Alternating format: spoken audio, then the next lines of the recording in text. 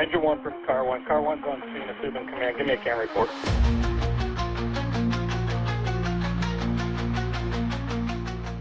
What's going on, everybody? This is Mike Goldstein. Stickers of the C.A.N report. Nozzle top, everybody. I have a special guest for us today, coming from California. It's a beautiful day. It's a beautiful evening. And we have Marty Cornilsen. Am I saying that right? Cornilsen is good. Cornilsen. So we've got Marty with us. I've been talking with Marty now for, a couple of weeks now. I think going on a month. Yeah. And we have a lot to talk about. And I wanted to get you on here to talk about who you are, what you're doing for the fire service, and the work that you do. So, Marty, thank you so much for being on the C.A.N report, my friend. I'm glad to be here. Yeah, happy to have you. And quick housekeeping tips. Just want to make sure everyone's clicking like, subscribe. It helps me to keep this going. Lets me know you guys are watching or listening. And I really do appreciate it. So Marty, he comes to us from California. Marty has 30 years, man, 30 years, both combination and paid experience. He's married to his beautiful wife, Angela, for the past 8 years, and he has 5 kids and a 7-year-old granddaughter. Currently the fire chief for French Camp and Mountain House Fire Department for the past 4 years, a California Master Training instructor at Firehouse World San Diego, Fresno Training Symposium, Cody Fire School, and March Mayhem. And he has been a firefighter academy instructor at 2 of their local colleges since 2004, Army vet and Christian. My man, I love it, dude. Thank you so much for being on the program. Oh, thanks for letting me be here. I appreciate it. Yeah, my pleasure. Now, you've been having a very busy season out in California dealing with all the wildfires. Yeah, currently we're scheduled to do this, and I was going to sit home in my my nice, comfy office, but I'm here in Indian Wells, outside of Palm Springs. It's 117 degrees outside on a strike team. Wow. So, for some people who don't know what strike teams are, what is it? So a strike team it's a combination of, it could be 5 like engines. You could have a task force. So in California during our fire seasons, we get deployed out of county. It could be your county, but mostly out of county. And so I'm a strike team leader. And so I have 5 engines. Right now I have 5 type 3s.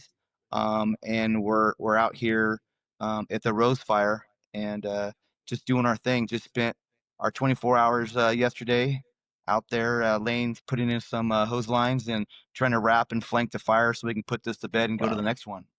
Wow, that's nuts. Now, what is the Type 3? Type 3 could be a 2-wheel, 4-wheel drive, a little bit bigger than your 4-wheel drive. Most of the gallon is about 300 gallons. It's mostly wildland set up. It's not a Type 1 or a Type 2 structural. It's mainly to go off-road and to chase fires on mobile attacks or put in line. Right. So how did you get into all of this? It seems obviously like this season takes up most of your time, but did you start as, were you always wildland? Did you also do interior? Like, how did you start your career?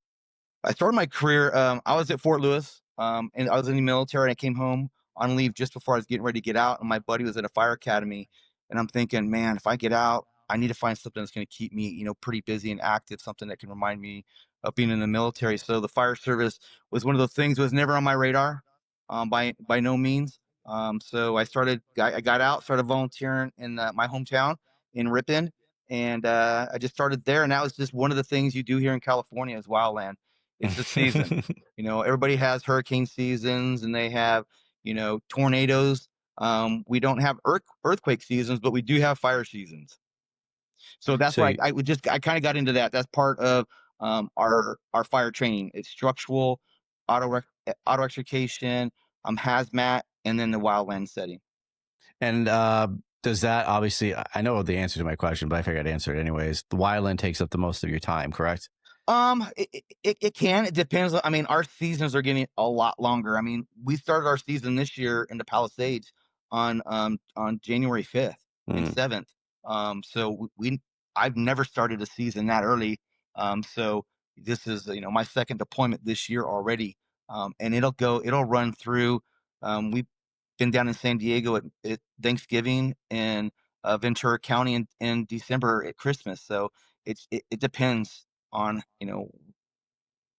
how California is managing our urban interface So for the now, most part. when you say how they're managing your urban interface, so like what do you mean by that? I mean, we have a lot. We have a lot of the WUI, the interface between our communities pushing into those areas in which we've never had population before. So, managing that so closely together, and the accidental fire starts, either it be from a power company or just a human being, and having homes that close to these areas, it has become more emergent. Instead of a forest burning, now it's a forest burning closer to um, homes and people's lives. Yeah. So you obviously were part of the LA wildland fires as well, correct? Did you work those with your guys? Yeah, I took a strike team, another type 3. It started about 10 o'clock in the morning, and we got there about 3 o'clock in the morning the next day. So we drove down Sunset Boulevard with the Palisades on fire as we drove through to get to the CP, the command post. Wow. And then how long did you work the Palisades? My team was there for about 12 days. Okay. And then did you get any rest after that, or are you just on to the next mission? Like 12 days and you were back to work doing your thing? Or how does that usually work? When you guys are deployed for that amount of time, do you guys get to like have a week off, or are you just right back to your shift work? Well, I was working on the fire and doing my fire chief duties on my days off. But for the most part, it depends on your organization. Our organization, if you come home and you're supposed to work the next day. We give you a 24 hours off. Okay. And so it depends on the agency, and a lot of times too, guys will pull trades, and they'll help each other out, especially when you have family, young kiddos and stuff like that. That we tend to try to help each other out to the point to where we don't set standards, but we put the human factor into it. Wow. And it seems like you guys, what I love about it is that it doesn't matter. Just like I guess with anything in the fire service, right? We're in there to help people, and you guys just do that without even blinking an eye. You don't care what the event is.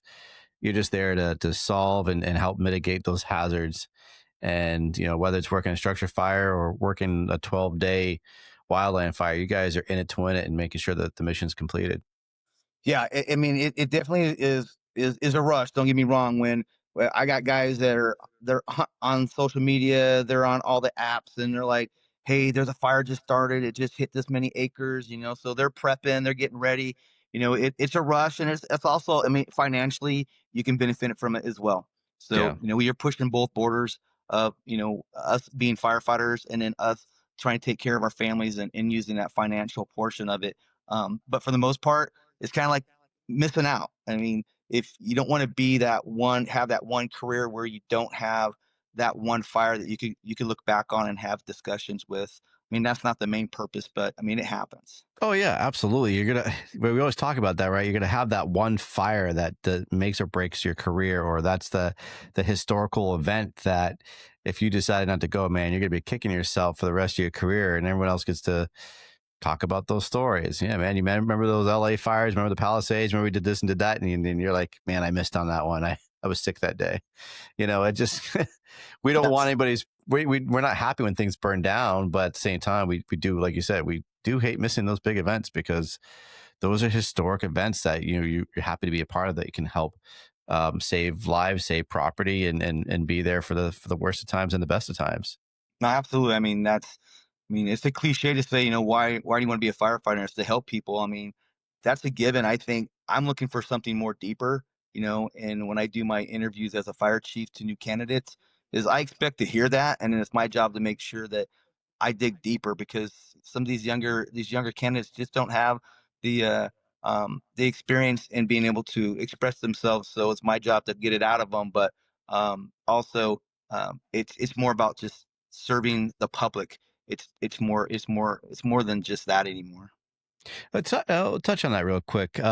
With interviews and with candidates, I mean, for my neck of the woods, it's the market is getting pretty low. We always say it's a buyer's market, that people coming into the fire service, they can really write their own ticket. It never used to be like that back in the day. For your side of the country in California, are you seeing a decline in people applying? Are the numbers staying the same? I think it definitely has declined, for the most part. I mean, and I teach at 2 junior colleges. I do it because I love teaching. I love being out there, and I'm also recruiting. I mean, Hmm. I'm not gonna lie. I mean, it's twofold. I tell both directors, I'm here to instruct, but I'm also here seeking on a mission to find, that next firefighter. My organization is small, and so I always joke that we're a farm team too.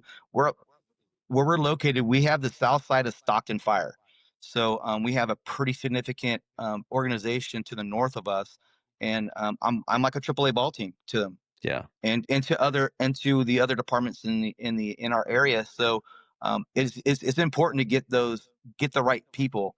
But it's tough to answer that. Your first question is it's not like it was in the early '90s when I got out of the army, and my first test was with Stockton Fire. Hmm. 2 jobs, 3,000 people looking for 3,000 people trying to get a job with there's only two openings. Um, Wow.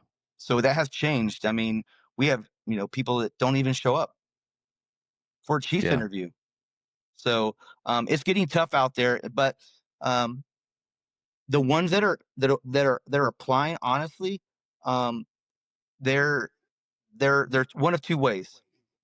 They know what they're getting themselves into and they want the job, and the other ones is they're looking for the money, they're looking for the schedule, and honestly it's not something that they're going to look for a career retirement. it's Mm. it's in the it's in the it's in the moment for the most part, but there are some really good candidates out there, and it's a um hiring nightmare to try to find those because everybody else is looking for the same ones. Right. Yeah, because you want the cream of the crop. You want the best of the best. And those are the people you're going to really want to fight for and try to get on your team. And now, how big is your department? So we are now 3 stations. We just opened up our second station in Mountain House. We're about 31 members. Not Okay. and we're currently trying to hire 9 people, and I Wow. just got done getting some reading some emails, and so we're still looking for.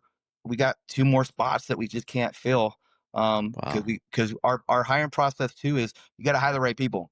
Yeah. So when they go through background checks in the medicals, that's where we start losing them.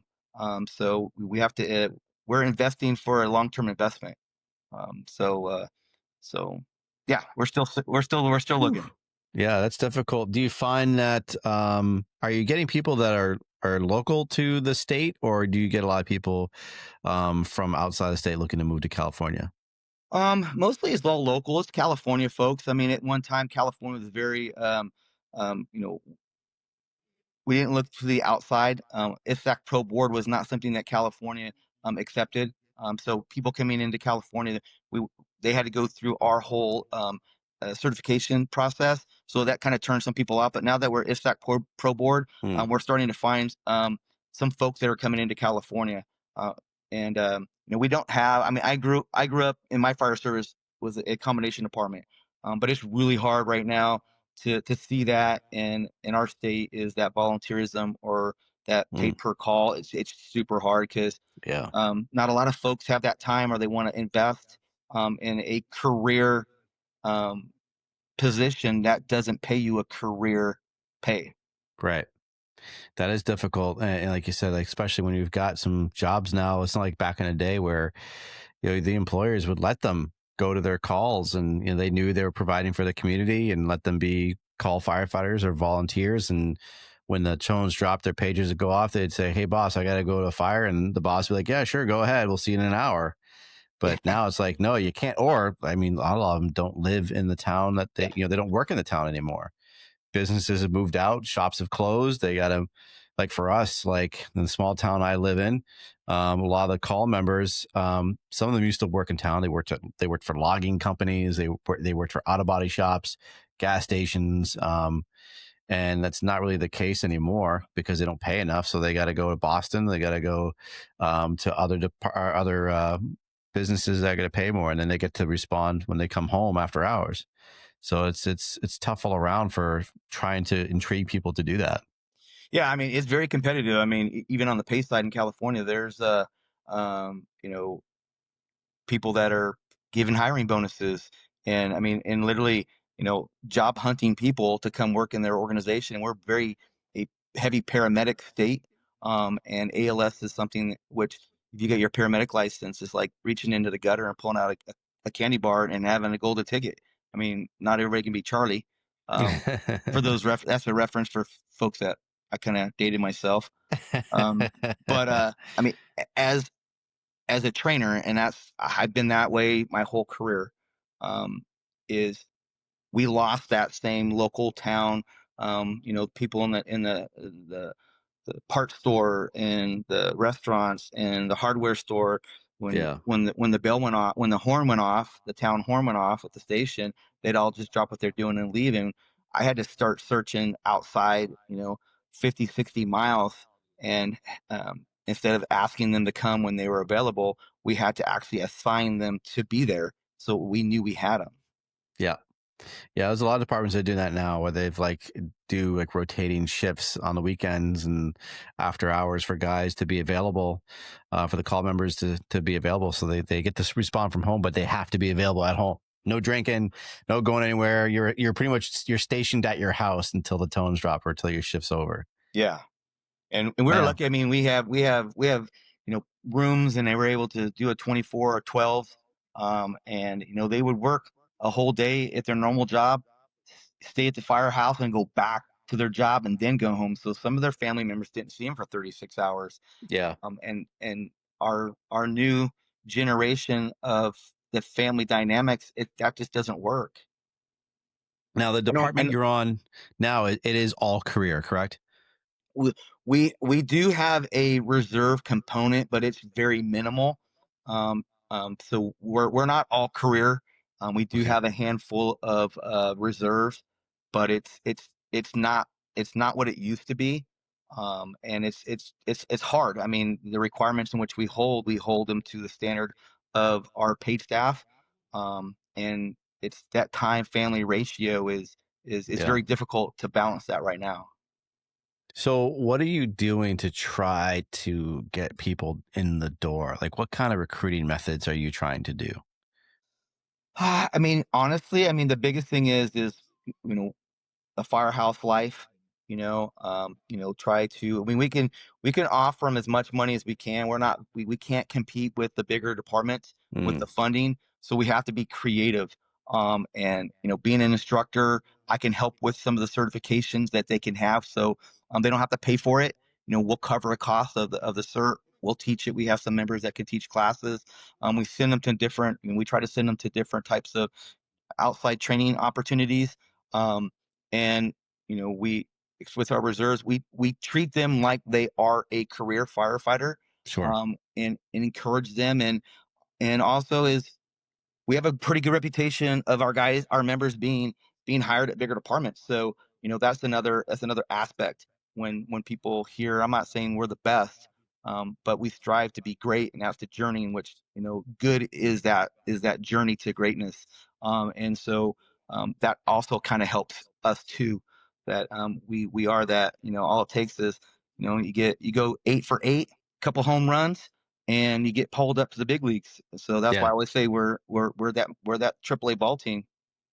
Yeah, and it's funny you say that though, because I use that statement all the time in my neck of the woods because we have a lot of career department. Well, not a lot. We actually have more volunteer than we do have career departments in the state, but it's the same way. Like we have much larger departments, and usually that's the same thing. They'll start on a smaller career department, get cut their teeth there, and then they go on to the big leagues, and that's where they usually will stay and finish their careers up there. So it's their way to get the foot in the door, and then the bigger departments seem more appealing. They get more jobs. It's more exciting, and then they lose them to the big ones, Yeah, and I it's the mean, way it always goes. I have guys that we'll lose them to some of the bigger departments around our areas, and they'll keep in contact, and they're like, man, I miss I miss working with you guys, because I miss that family atmosphere and the Mm, closeness in which you have in a smaller department, and that that goes away after a while when they figure out, after their probation, and they start to figure out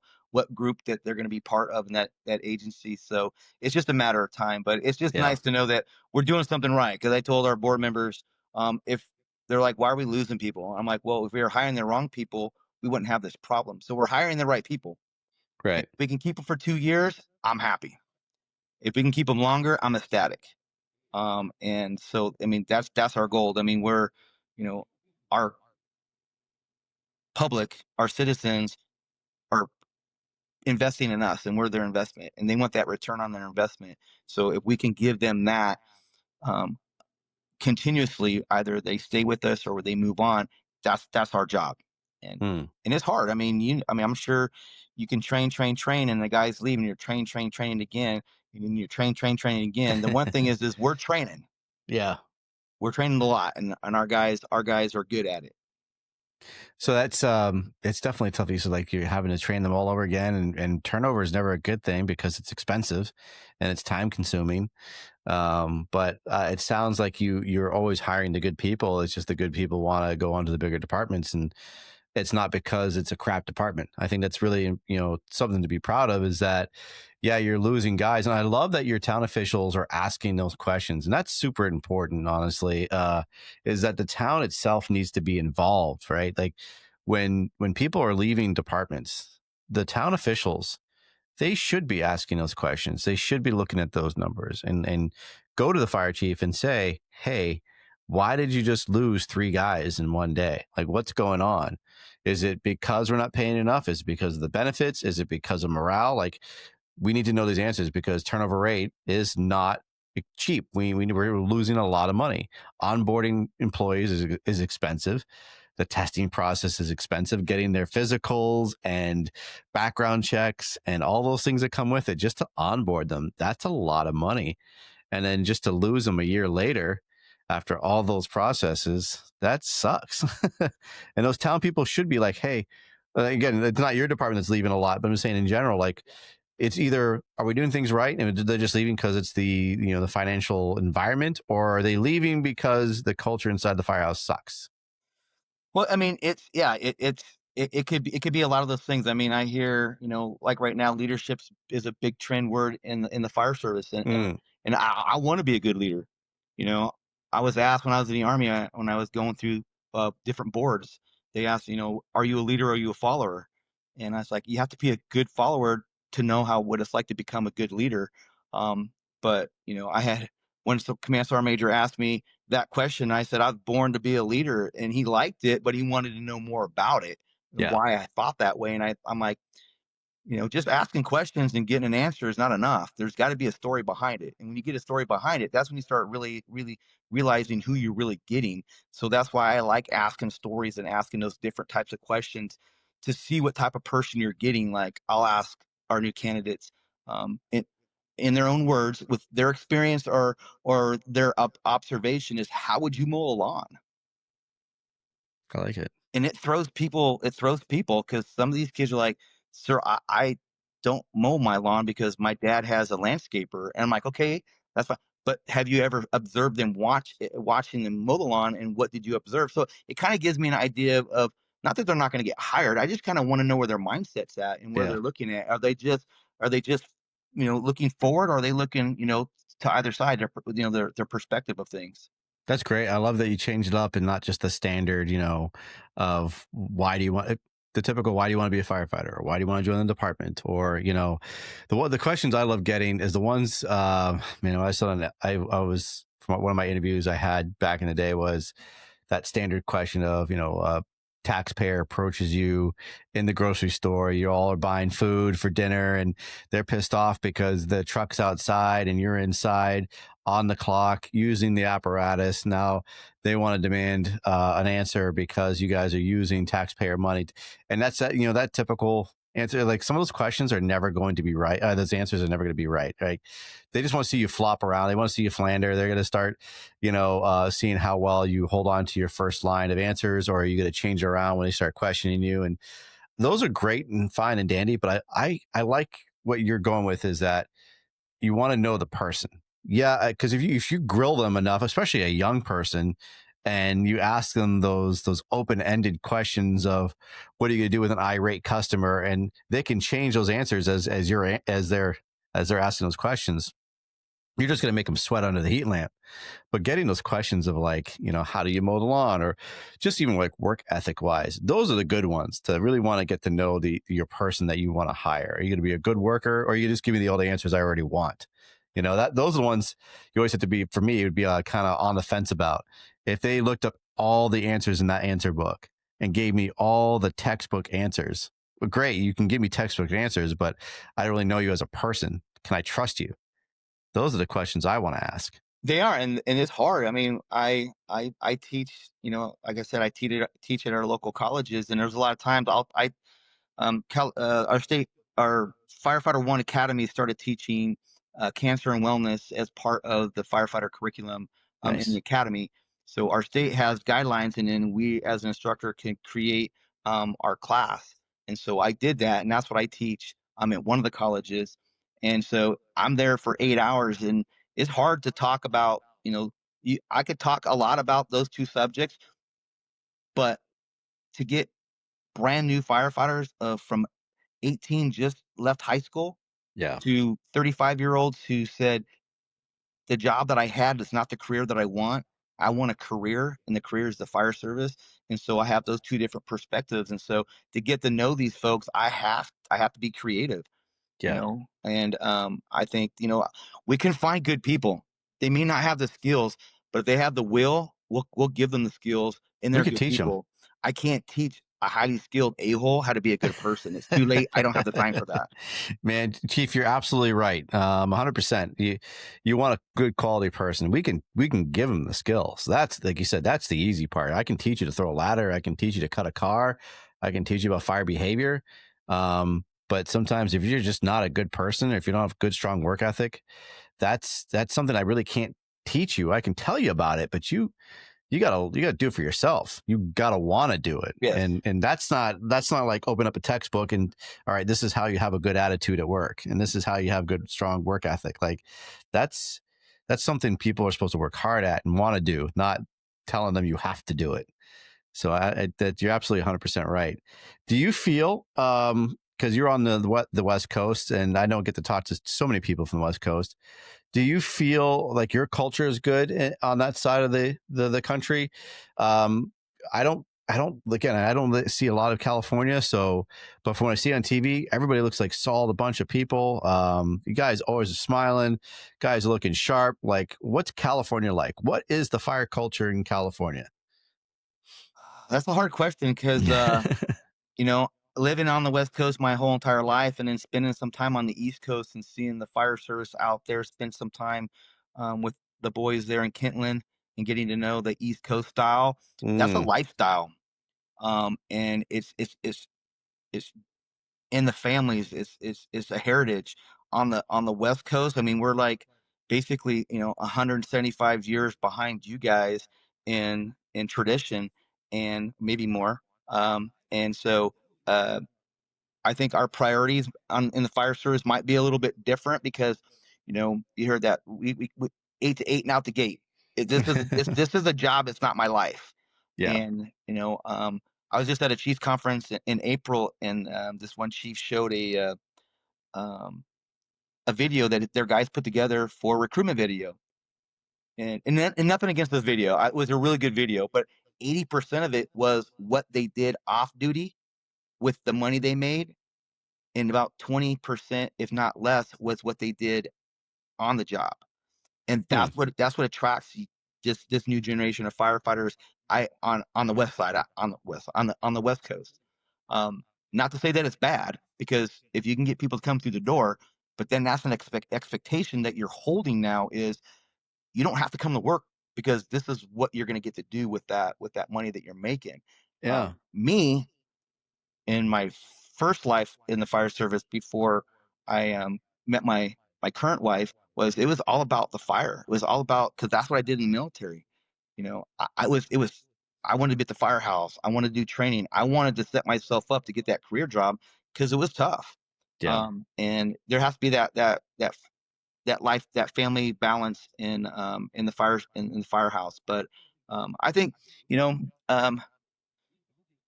lot of our guys don't volunteer. A lot of the professional departments, they kind of not frown upon, but it's not something that you do volunteer. A small percentage of us do. Where on the East Coast, you got fire life all the time. Yeah. As Ray McCormick said, keep fire in your life, and that's true on the east side of the country. On the west side, it's not so much like that. So some people, when they hang up their turnouts, they hang it up and they go and they put that behind them. So I try to do my due diligence. I make sure family. Our 5S in our department is faith, family, the fire service, fitness, and focus. The first three have to be in that order, or you're gonna have some problems. Yeah. And so those are some of the things that when we try to instill and uphold, it's not easy all the time.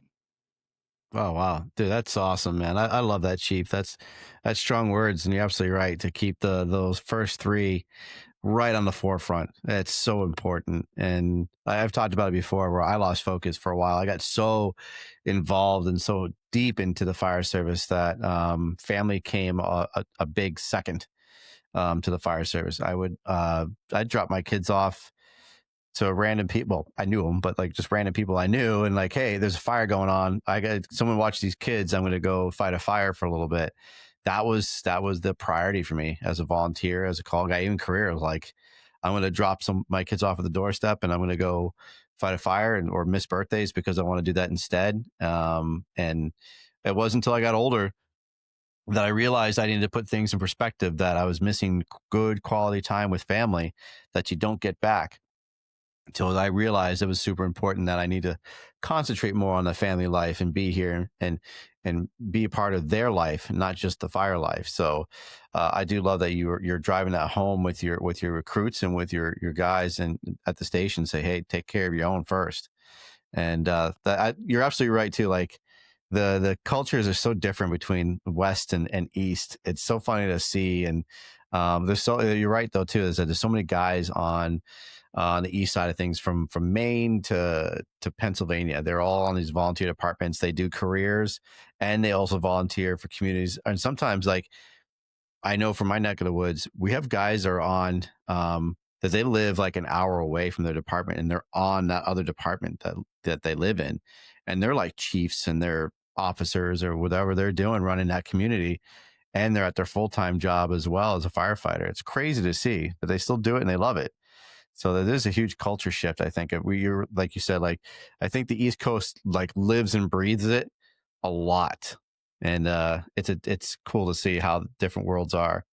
It is. I mean, on the 10th anniversary of 9/11, my deputy chief at the time, he was not my deputy chief, flew out to visit Kentland because he is hitting them up on social media, and Tony and Nick and Roger out there. So we stopped in just to say hello. Hi, we're on our way up to New York. We're gonna drive up there, kind of do the whole like go through different departments through Maryland to Delaware, all the way up to Christiana, all the way up to New York. And I walked into that station. I'm like, this is like nothing I've ever seen in my entire life. It was the craziest thing. You have like 20 some odd people living in closets with bunk beds and creating their own like their own section 8, housing and everything. And they're from all over the country. Yeah. There's this one kid, his name was Alaska. I'm like, why do you guys call him Alaska? And he goes, well, because he's from Alaska. He came here to visit and never went home. Wow. So that's something you just don't see. We have people in California where they live in Idaho and they work in California. Or vice versa. I mean, people in LA, they live in Hawaii and they'll cover shifts and they'll do those things. So it's hard to have that volunteerism, unlike the East Coast where you go home and you still have fire. Yeah. We hang it up and we go home, catch a plane sometimes, or we're driving 3 hours. That Wow. 4896 schedule, when that came about, that really spread out our fire service on the West Coast. Gotcha. Not that it's a bad thing, don't get me wrong, because I was opposed to it until I started working it. I'm like, all right, I can dig this. Right. When I went to Long Island for the Lieutenant Joey D conference in Long Island, New York, and we got to meet up with some amazing people. Their firehouses in Long Island, their volunteer houses are insane. I don't know if you Yes. ever got to see them. I have. Holy shit, they Yeah. are crazy. They've got pool tables, they've got bar. They have they have like an auditorium inside the firehouse. They're huge. There. And they live there. They live and breathe it. They purposely live down the street so they could just, especially the younger kids, they're just there just to hang out. They got movie theaters in there. They smoke cigars. It's such an amazing environment, but they live it and But they you have, love it. but if you look back at it, they didn't call it firehouses back in the days. They called them fire halls. And that's Yes. where the community would come to. And so, that was a social opportunity for the community to come together, because when they needed them at somebody's worst, they were always there. Mm-hmm. Um, Yep. and, and it's not that we don't have that; it's just not abundant. Yep. I love it. Yeah, that's just crazy. I just love seeing the mixture of cultures. It's so fun to see and talk about. So you are pretty active in everything. You got your hands in a lot of stuff. One of the things you're doing a lot of is you do a lot of conferences and trainings. And you and I met from mutual friends, Jay Fulmer and Gino, and they help run the Ambassadors of the Craft. And you're a big part of that. Can you tell me a bit about that and your involvement? I used to trade a lot. I used to go out on the circuit and go to conferences, do whatever I could. I mean, I was that guy that when I would see Chief Salka or Chief Lasky or Chief Ike at the Firehouse World in San Diego, I would anything I could do to be part of anything, I was there. Slept on floors in hotel rooms because we couldn't afford a hotel. I was that guy. And I got to start to help out with different training companies and got to do a lot of things. Well, that I had to, my season, that was my season, and that season got cut short because of some life changes. And so I'm getting back into it. And Jason Fulmer, he's the original ambassador of the craft. And then Gino, and then they have the conference March Mayhem up in Boise, Idaho, and or in that area. And so I'm starting to get back into it. But my roles are different now. I mean, I'm in my 50s, um, and so my physical part of it's not quite there, but the mental part of it and the ability for me to be able to help and engage into the fire service, I have a different role now, and so that's the role that I'm in, trying to embrace, because my body tells me after a first day of a hot class, it doesn't recover like it used to. So I'm just kind of helping them with the conference and doing some things behind the scenes, trying to find some good instructors and the balancing of those types of things. So, but my wife, she encourages it because it is a mental health for me is to have that, because I missed it, and I think she saw that I missed it, and so she didn't want me to set it aside because I've known her for the past 10 years, and it wasn't something that she came into this because I was already in it. So, Yeah. but yeah, I mean that's my involvement, and I'm super happy that they're allowing me to do this. I'm grateful to be on your podcast. I know we met mutually through those guys, and I said I gotta reach out to this guy because his podcast is doing something really good for the fire service, and your platform is one of the podcasts that when I teach my classes, I tell them, if you're driving 35 minutes to school, you need to get yourself engaged before you get here so you can have that mindset. Yeah, And man. so now you made that list. Oh, wow. Well, that is an honor, Chief. And I really do appreciate that. Those are incredibly kind words because there's amazing platforms out there. And I'm just blessed to be able to have a small chunk of it. And it really is a small chunk.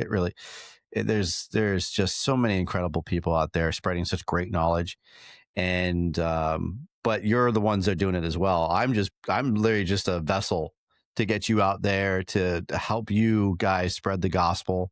And I love promoting people that have good quality conferences and good trainings. And the biggest push for me is to have people like you on here so people in New Hampshire or New England can know that there's these great conferences and trainings going on, that, there's people out there that are doing really good things in the world of the fire service and that they need to know who they are.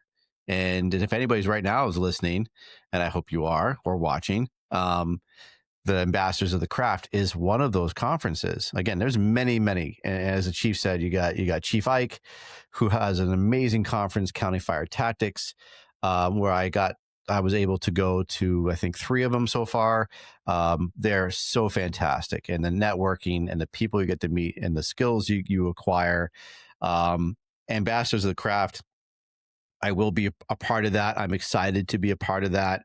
I'm looking forward to meeting all of you guys, but I know you guys have like some top-notch instructors. You guys have such an amazing platform of getting good quality instructors and students who want to be there.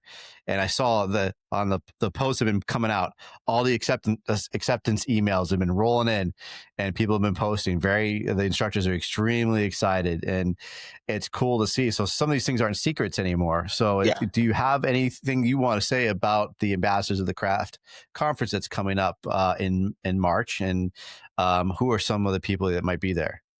March Mayhem is gonna be epic this year. This is the 4th or 5th year. I'm not exactly sure that, like, I'm still new to this, but honestly, some of the instructors, I'm not sure how much has been out there. I've been kind of gone for a while, so I'm not sure social media wise what they've announced.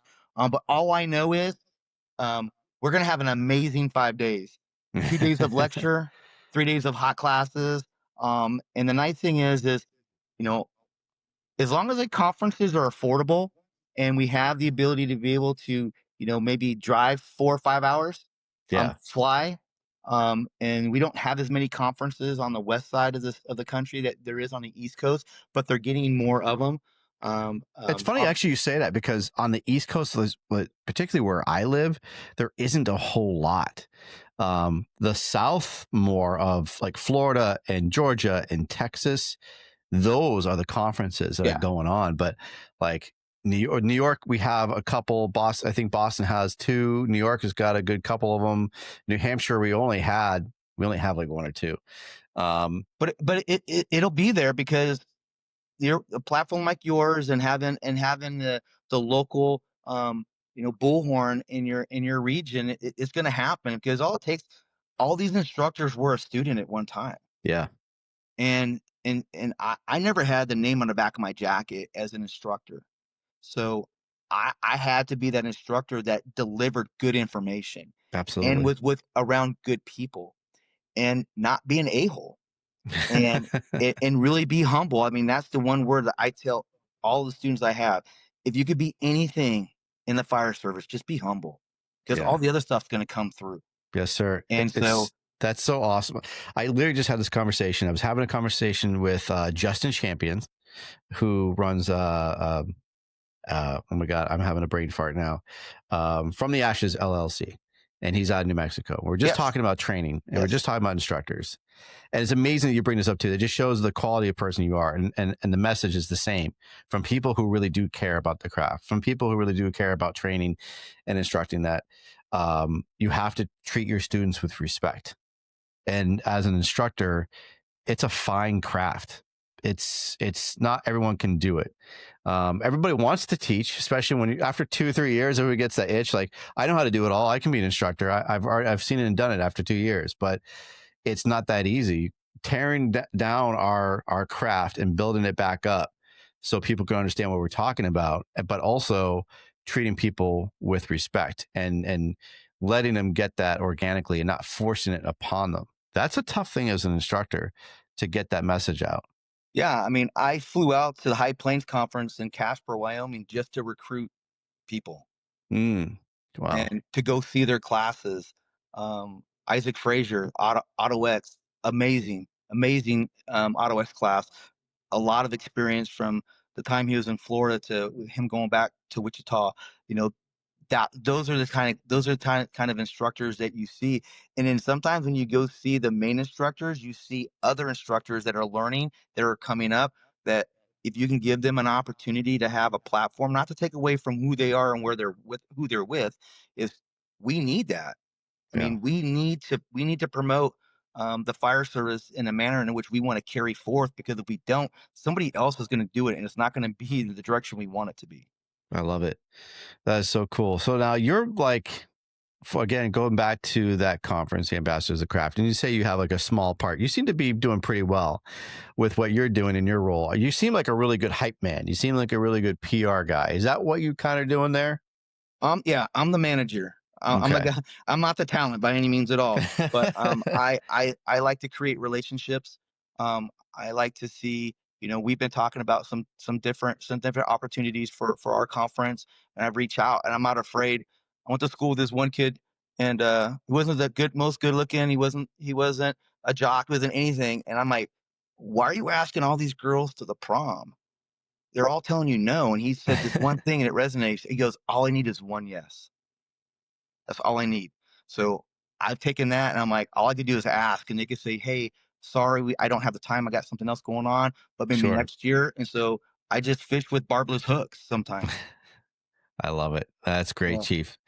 Now, it's a 5-day class, Yeah. and you have, again, we don't have the whole list out yet, but if people surf social media good enough, you're gonna see all the posts about people who got accepted. And so, for people who are listening, if you're curious about Ambassadors of the Craft, make sure you are checking it out. I actually have it up on my screen. I'm going to present that to the screen right now so people can see what we're talking about. If you go to March Mayhem on any social media platform, you're going to see it. And it's going to be a very it's all the conferences out there. They're we're all bidding for the same instructors, and what we're trying to do too is not get a lot of the same um, classes in our region, because then we don't want to limit the amount of knowledge in which we're putting out there. So we're trying to do things in conjunction with other conferences, so we're not seeing the same thing. So we're getting more dynamic and broader in the conference realm of things. So we're trying to do some different things. I mean, there's a lot of things in the fire service now that weren't there, a decade ago. Um, so between Yeah. electric vehicles is a big thing in California. And even in areas. I mean, I was coming back from the Cody Fire School up in Cody, Wyoming. We drive through Yellowstone Park to get home, and I'm seeing 20, 30 electric vehicles driving through the park, and there's only one place you could plug it into, and the park is so big. If something goes wrong with that vehicle, how are we going to mitigate it? What Yeah. tools do you have? And so those are some of the things that when I'm thinking, you know, I'm always, I was always thinking, and I go to New Orleans, I'm like, I walk through the alleys and see what kind of forcible entry issues they'd have. I was just that guy, looking Yeah. around at with the type of construction, the fire prevention sprinklers, and people are like, what are you doing? I'm like, you just never know. It's honestly, it's just good firefighters are always looking around, always keeping their heads on the swivel, Yeah. right? You just can't help it. And I'm always, I caught myself doing it the other day. I was just driving into work and just looking at the houses and thinking how I'm going to set up my aerial truck, and how I'm going to place it and where I want to put my stick, and if this was rocking on this side or where I want to put it for rescues. And you just get those mindsets of always being prepared, and there's nothing wrong with that. And knowing where your exits are at the, and knowing how you're going to get out in case there's an emergency. And you just fine tune yourself. It's like the military. You train yourself for years for these, some of the worst possible moments. Your mind is just ready to go and ready to snap, and snap in a good way of snapping Right. into action. So I think it's great that you guys are doing this program, that you're there. They have you being such a major force, though. It's awesome to talk with you. Like, we talk constantly, which I love. I love that we've made new friends. I hope I'm not And bugging you, because I'm like, there's a 3-hour difference, and I'm like, oh shoot. Well, maybe no, he'll see it. sir. Maybe he'll see it tomorrow, and then all of a sudden my phone dings. I'm like, he's up. Yeah, because I worked yesterday, so I was on shift, and we just happened to get some late calls. I saw your text messages. I'm like, great, at least somebody's up right now, so I can text somebody back. But I love talking to you, and and without these kind of platforms, without these social events, it's a whole new world, Chief. Right? You couldn't do these things 30 years ago. You had to fly and meet these people in person, which is still good. But it's great that we can, instead of pen pals, we're internet pals, and we're iPals. Right. And it's like, when, I mean, just before I came on with you, I was I'm a vigilant, so I was listening to Ike live, Mm-hmm. and the only time I ever saw him was in San Diego because I couldn't afford to fly back east. So, what Corley's doing, what you're doing, what Preston's doing, what all the different platforms are out there doing, it has broadened that small percentage of firefighters in this country. We're Yeah. get and we're hooking new, younger, and even some older guys into the fire service because it was hard to find some people like you. Because if I liked the fire and then people in my firehouse didn't, I couldn't be happy about being a firefighter because Right. misery loves company. You just sit there lonely in the engine, just waiting for somebody cool to come along and talk about fires. Yeah, and You sometimes know? it was your patient because I worked for an ALS. We had ambulance in my department I worked for before, and sometimes they were the person I talked to because they were more excited about me being a firefighter than people I work with Oh sometimes. yeah, that's a cool thing to talk. I love that. I love when I get to meet people that are way more excited about the fire service and not even a firefighter. They Right. just love what we do. They're just so excited for our field because of what we provide to them. I think that's something that's so amazing. I think for a lot of people that do this job, I think that's why it keeps us going. And that passion is that you see the immense pride and respect that the citizens have for the fire service. It's we're all very humble about it, right? When you go somewhere and people say thank you for your service, or God bless you, and I hope they keep you safe, and they're like they want you generally to be safe, and they hold you onto this pedestal at times, and it's really sometimes can be uncomfortable because you're like, okay, I get it, you're welcome, but it's to them, it's something that's so important because it's either something they can't do, or they know that you're the person that's going to be coming to rescue them. And so hopefully you remember that person and you go, yeah, I remember that guy. He was just incredibly nice to me. He brought cookies out to me. He showed me where he lived. He showed me that room. Well, if there's an event there, I know what to expect. You'll remember those people. And Right. it's And I think sometimes we don't do a good job. Law enforcement, man, they do that because they don't have a good rep, but they do a better job of marketing themselves to the public. I mean, they got the stickers, they got this, they have that, and that's what we're trying to do in our organization. I see it across the country where with social media has been able to allow us to do that because when people would see the fire department, it's typically on the news and it wasn't good. And they right. see the things that we do. So they're like, you know, they worry for us. They know we're in danger, but that's not our all everyday kind of thing. So when they say thank you for your service, because that's what they see. Yeah. So when we're out there in the public, like before I was national night out, having fun with the family, wife drove up, brought the dogs, we're doing this, and then all of a sudden, hey, we're going on a strike team. We've got to get up and go. Yeah. But the public that the public wants to see us, so we have to get out there and do our part and let them see because when you ask them for assistance, when you're asking them for that new fire engine Yes, or sir. more pay or better benefits, or we were talking about earlier, how can we keep our firefighters here? Sometimes it can't be the salary. It's going to have to be the other ancillary things like education incentives and uniform allowances and retirements and all these other things. Those things have compounding backings to them that if we educate our public, they'll support us a little bit better with Absolutely. understanding. Education's huge. Education is very huge, and having that backing of your citizens, of your taxpayers, pays dividends. And honestly, like, why would you want to work for a town that hates your department?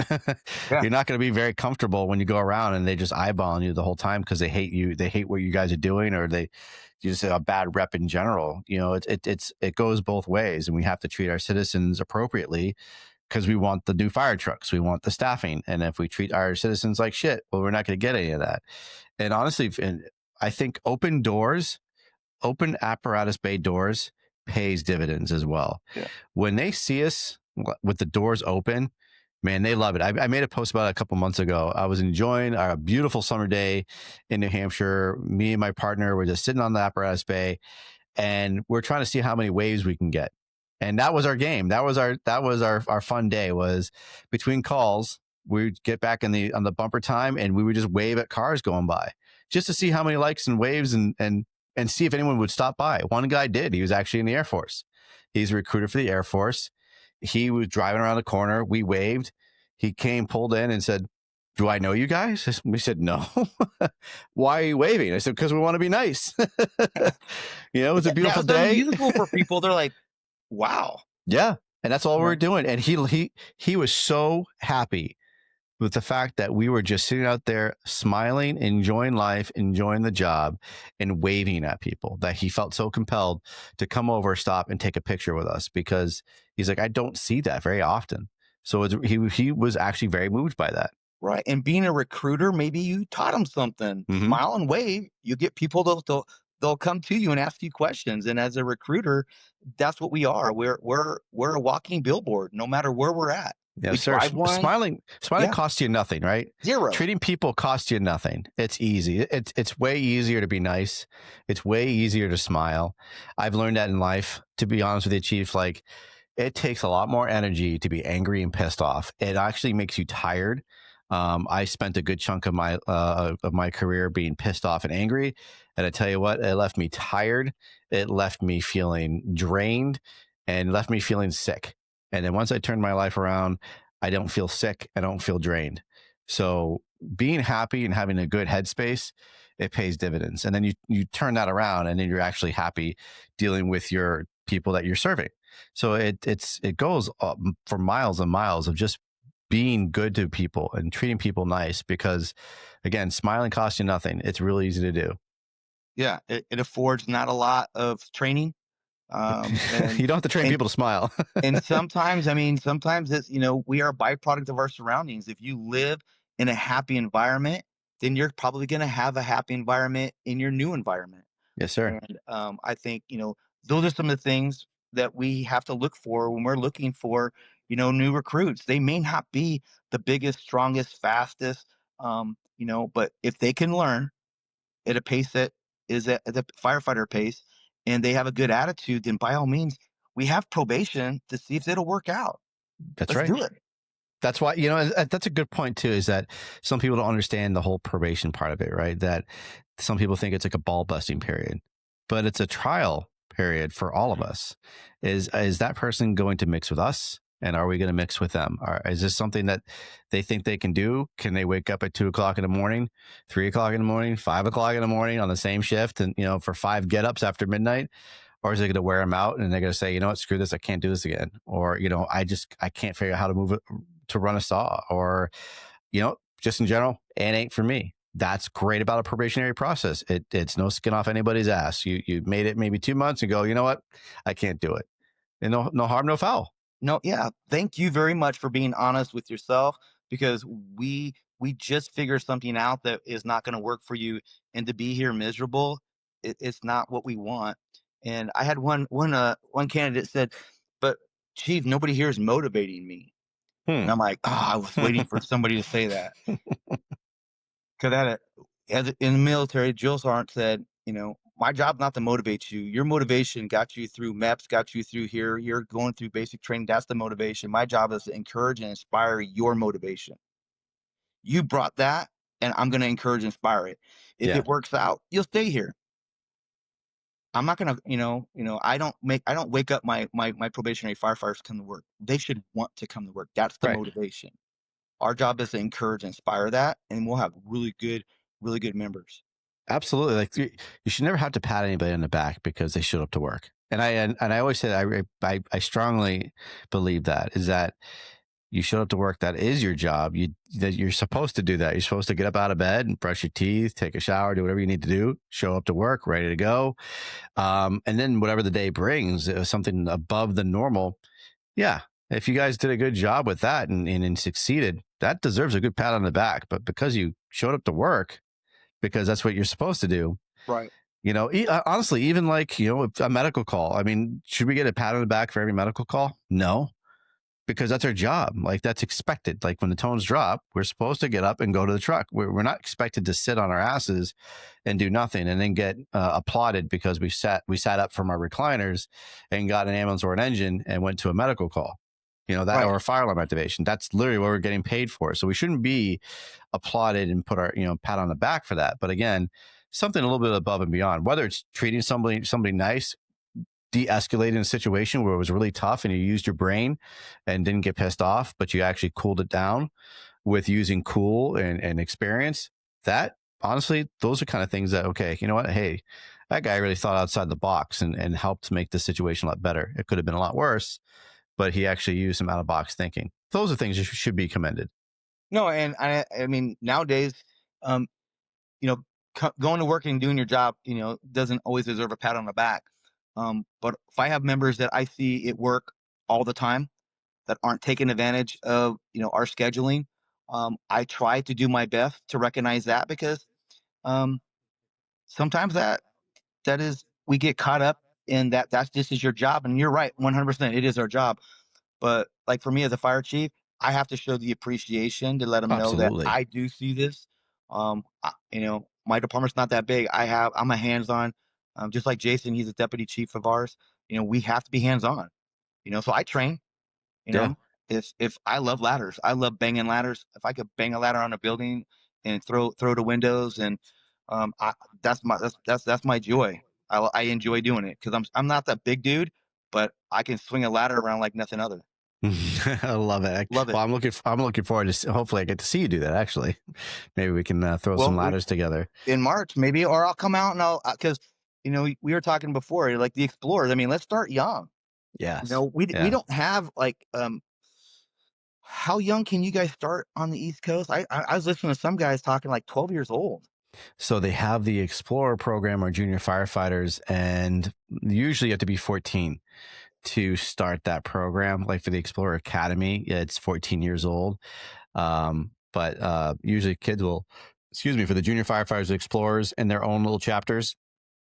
Sometimes they might come around. They might be a little bit younger than that, depending what they have for the restrictions, and they can start at least getting some education from just watching and being a part of it. And then when they reach the age, they can actually start putting on gear and putting their hands on things. It's an important program. And I definitely see where you're getting at is we need more of it. And I talk about that in nauseum about we need to motivate and encourage our youth to understanding that there's this job out here that is a really good job. And if you do it right, you can have longevity and retire at a young age and enjoy life. But we need to do better as a fire service to promote it and let people know that it's here and that it's a real positive career.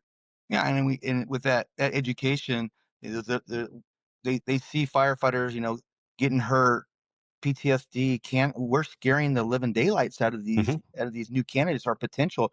So we have to educate them. Those are risks and those are hazards. Don't get me wrong. Every occupation has it. Even a banker has it. Right. Okay. Because every once in a while you can get held up. Okay. That's the hazard of the job. So if we can educate them and bring that knowledge to them at a young age. We started a Explorer post at our department. And when I left to go to take this chief position, one of my first Explorers was my captain.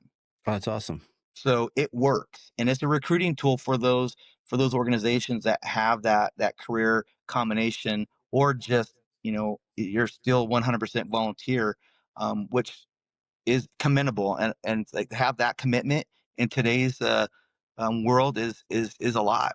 I mean, I've seen more departments. I've seen more people now actually start more programs to help get youths into this genre and understand that there's jobs for them.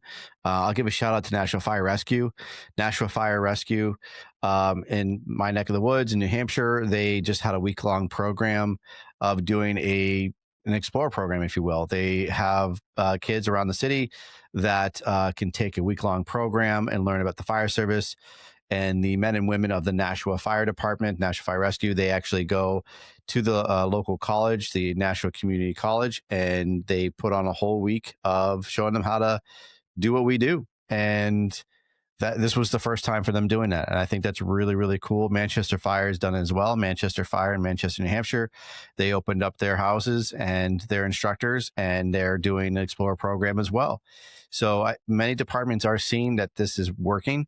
The program does pay itself. It really does. It just, it takes some time to put in that work. And then once it starts happening, it's great to see it just keep going and succeeding. And I'm seeing more of these kids now who are rotating through, and they're going on to careers.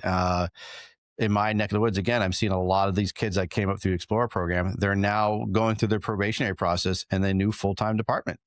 And that's really cool to see. Like, I saw them when they were 15 years old. Now they're 18 or 19, and they're going on to careers. It works. You just got to put in that time to start developing them, and then you're going to have just a constantly flow of kids coming out of that program to go into new departments.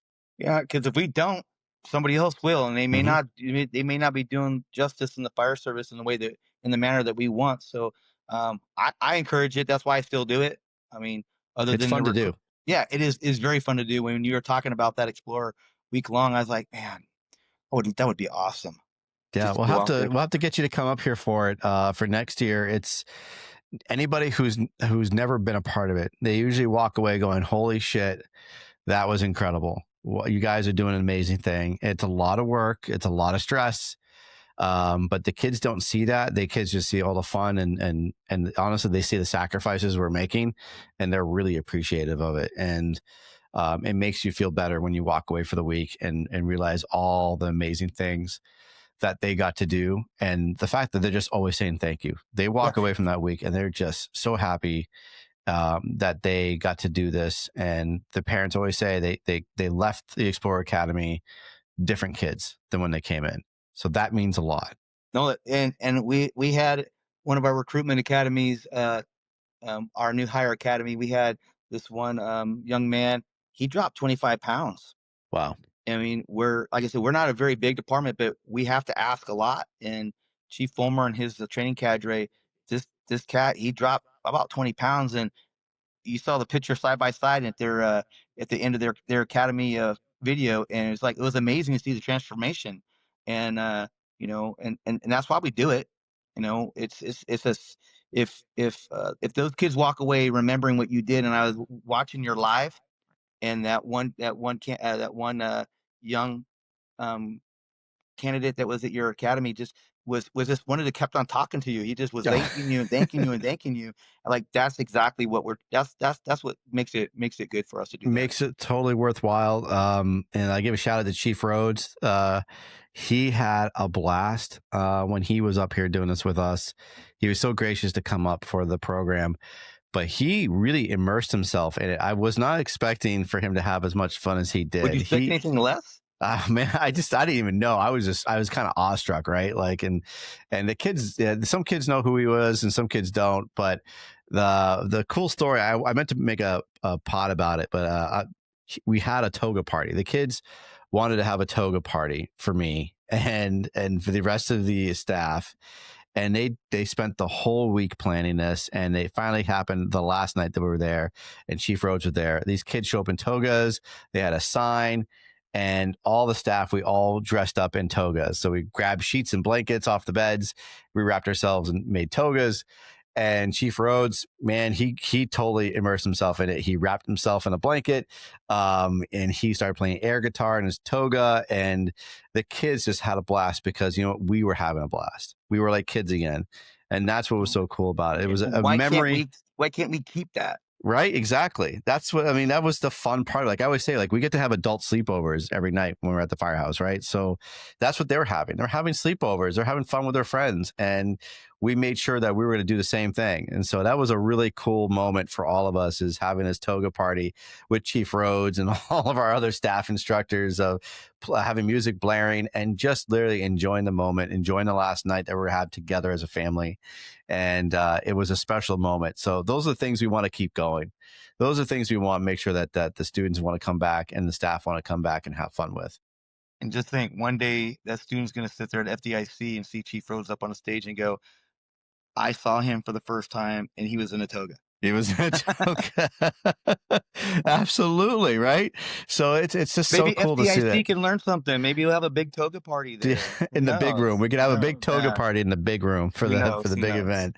Yeah. Oh yeah, that's fun. Oh man, Chief, this is great conversation. But before we leave, I know it was a topic we want to talk about, and we were talking about the wildland fires, and I got sidetracked.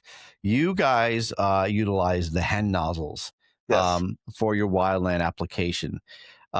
Without going too far into it, what do you think about those? I mean, at first, anything that's new, everybody's gonna be skeptical, especially firefighters. They're gonna find the chink in the armor, and they're gonna poke holes in anybody's theory.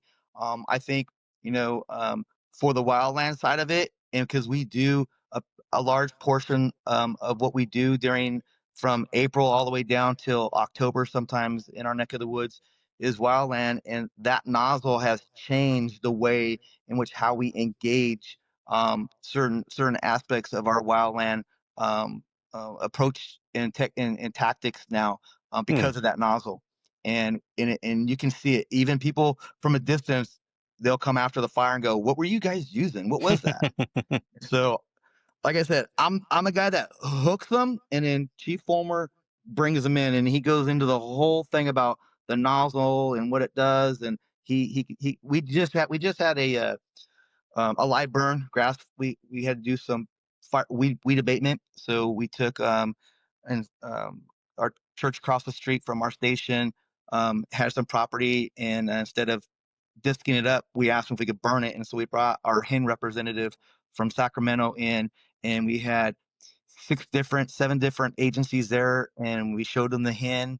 We already invested in it, so we're the local people that if anybody has anybody that to look at and ask, we're there. But Nice. they were quite surprised. It was definitely not something that you had to convince somebody that it's good. The product itself did the job that it needed to do without having to have someone try to sell it. That's what I love about it. It speaks for itself. Yeah, It really does. Once you put it on a hose, you let them do what they need to do. They open it up and they can feel it and they can see it for themselves. And that's the really cool part of the that whole package deal, is that you can see it without having anybody tell you about anything on it. right. And you asked me if we use it up here, and I told you no because I'm not leaving that nozzle on the line. Because a lot of times we'll leave our equipment on the line, and we go back to supply and get new ones, and they're not handing out hens. Like so. Gotcha. That's awesome. Well, I'm glad you're using them. I'm glad that you guys like them, and that they are making a difference for you, because it kind of just makes sense. And I love people picking people's brains, and I honestly, it means a lot because you're so seasoned, because you've been doing this for a long time, and that's the hardest part with anything being new. Like you said, it's very difficult for people to buy in anything that's new. It's good. Usually new is bad, and or they're just not. There's new is hard and new is expensive. I guess is the best way to put it, right? And Well, yeah. right. Because I mean, I it's have, yeah, because being a fire chief, I have five basic things that I have to look at when we purchase things, and the cost of it is the number one. yeah. And the last one, will my firefighters use it? So if we can do this, then we're good. I And like that. that's the one part of that product itself. You can have the biggest names in the fire industry backing stuff, but if the firefighters don't see value in it, it's gonna sit on a shelf and it's no good to us. Yeah, 100%. You're absolutely right. The end user is what really is making or breaking it. We can preach all day long, but one, if you don't put your hands on it, then you can't say yay or nay. But and also, if you put your hands on it, you go, you know what? As me being the end user, I'm not feeling it. I don't like this or I don't like that. Cool. At least you actually put your hands on it and gave it a try and go, you know what? It's still not for me. But at least I want firefighters to check it out. I want firefighters. That's what we're here for, and that's I've what actually used it on a call. I mean, like I said, I'm an active member of our organization.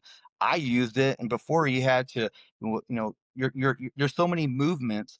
Yeah, And granted, we're not trying to dumb down what we do because we're backing it up with education and techniques. So that's what we have, and that's where having to have good officers that are good trainers that yeah. can deliver the information, that's going to make the fire service a lot better.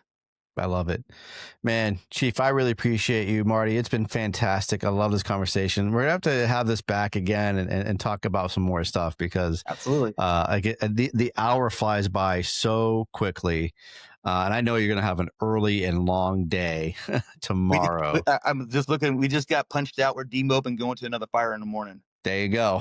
Yeah. No rest for the wicked, my friend. Yeah. Well, Yeah. I really do appreciate it, Marty. This has been a fantastic conversation. Is there any contact information that you have for others that are looking to get a hold of you?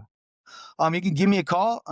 If you're gonna text me, please let me know why you're texting me, because um, if somebody in my family sees it and doesn't see anything accompanied by it, I have to have some explanations. But 209-988-9384. And you can always have comments. Go to March Mayhem and use that platform too. So that's what I have right now. I'm kind of new at this social. I'm very technically not there, so I'm learning. So, but yeah, that's the best way to get a hold of me. Wow, that's fantastic. Now, you got something in the works too before we end. You're shaking your head no, or do you No, want to talk about it? no, I'm trying. I'm trying. Okay. You know, I, we all have. I listen to multiple people that have platforms, and that imposter syndrome is, what do I have to offer? And I'm having a lot of encouragement from my wife. I want to put out there a different aspect. We all have different platforms and different forms, and I think that's such a good thing for the fire service. Um, and so, I'm going to try to use those 5 F's and create a platform so we could talk about, being a Christian. Having faith in the firehouse is hard. Mm-hmm. But having a strong faith, you're gonna have a strong family. You have a strong family, you're gonna create a good work environment. You're gonna want to come to work. And then the fitness and focus. I mean, I have some fit guys. Preston talks about Colorado. I think California is right up there too. Our young firefighters. There's there's two basic parts of a firehouse when we built it: the kitchen and the gym. Yeah. Those are the two places. Because all of our bedrooms are all single dorms, and they have a climate control, air conditioning, heating. So the fitness and the focus is education and training. So I want to be able to have a platform where I have 5 different areas in which we can hit on and bring everything that everybody's doing and keep it constant. If we're in the face of our future firefighters, then we can help continue the best thing about the fire service, and that's just doing what's right.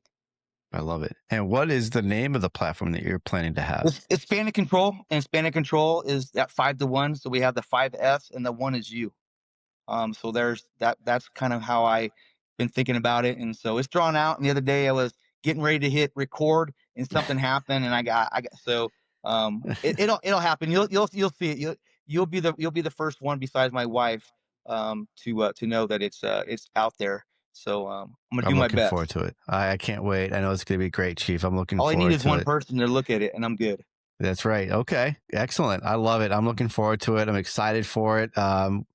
We can't have too many. There's just so many good platforms out there, but all of them are very unique. But what's great is they all provide a service. Yeah. And they're all helping us to educate and to be aware of what's going on around us. So I appreciate you taking the leap of faith and taking a step forward and trying something new. And it's going to be really exciting. And the hardest thing to do is hit record. That is the most difficult part. Once you hit record, it's kind of all downhill from there.